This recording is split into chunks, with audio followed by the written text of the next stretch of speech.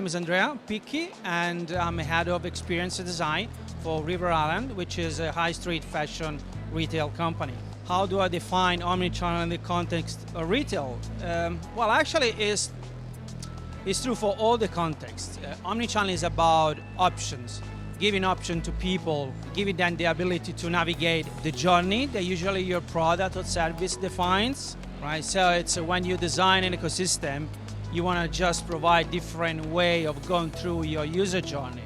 So omnichannel is just include all the possible options, but that's it really depends from the company. There is not just one straight answer, but it's always about option. If you ask me with a design background, I'd say that omnichannel is about providing option to the customers so they can get the job done in the way they like it. B2B is also part of the omnichannel experience. Good question. It depends from the business model. When you solve a problem, you have to look at the problem first. So if your company deliver a B2B solution that also require multiple channels, so definitely yes.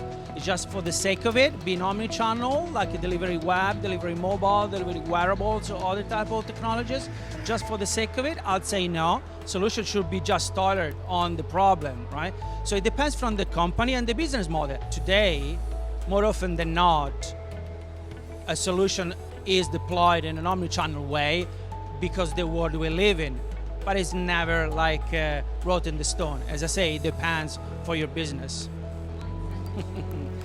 Okay, so if delivering an omnichannel solution is about just technology or humans, well, life is about humans, right?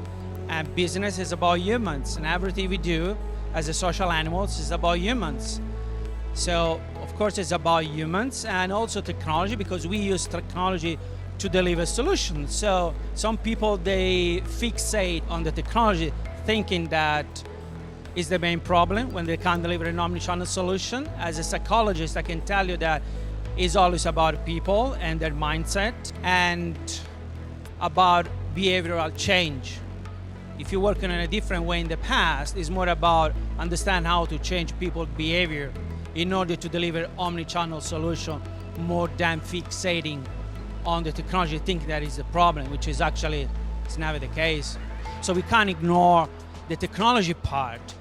But if we want to go beyond and solve the problem within a company, we have to start from humans, because humans are the people that are manipulating that technology. And if it doesn't work, it's because those people, they create frictions, or they don't embrace the change, or they don't embrace fully in a fully way this new way of working and creating product and services. So human first, always, and of course with a component of technology within. Once technology is good to go, just focus on the people, because otherwise if you lose your side, you focus on the people, everything goes south probably. What are the trends that can impact omnichannel and in the future? I'm not a big fan of trends, to be honest. You know, just another new word for something like the flavor of the week.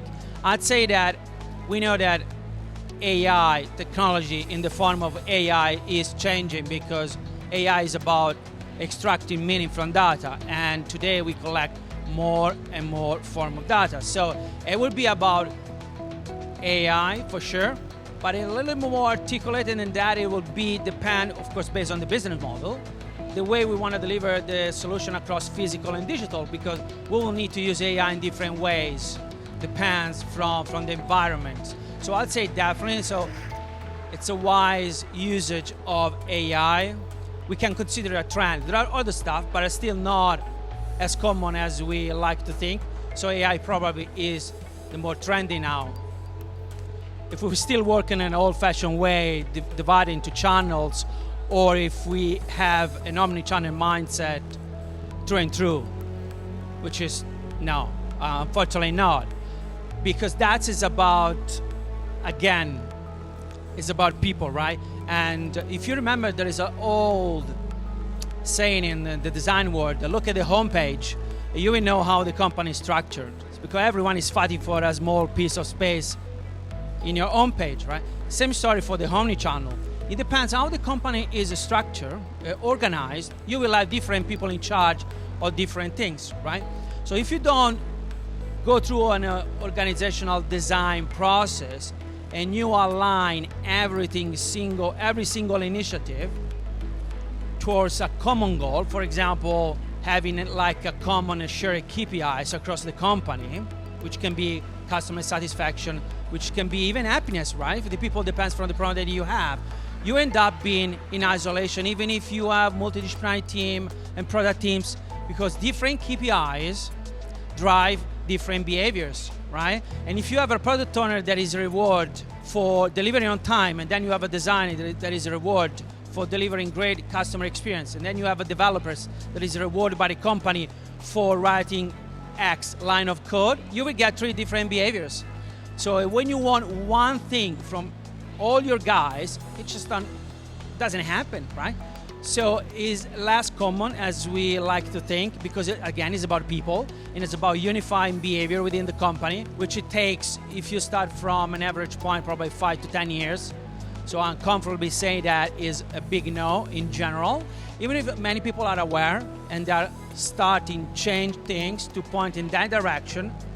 But it's not just about hiring new people and creating new job titles, it's about changing the company.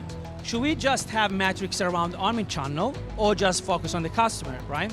I'd say there is an and more there or, because we have to start from customers. I don't like the word customer at all. I like starting from humans, because there are some needs that it goes beyond being a customer of the company X or Y, right? And when we fulfill those needs are pretty much the same. Then on top of that, you just construct your specific and vertical needs depending on your business model. Always start from people, right? So having metrics that drive their happiness, whatever that means. I mean, it needs to be articulated, but your people needs to be happy. They needs to be happy to come back to your product, to your store, to your app. And then of course you need like another level of metrics that you can use to track what you do on the ground. And then the layer on top, those metrics that are leaning towards people and humans are the ones that are pulling everything together. So as we discussed before, what is missing in many companies, that upper layer level. So, and they still have those very good metrics, but are still pointing in a slightly different direction because they don't have a leader in terms of metrics.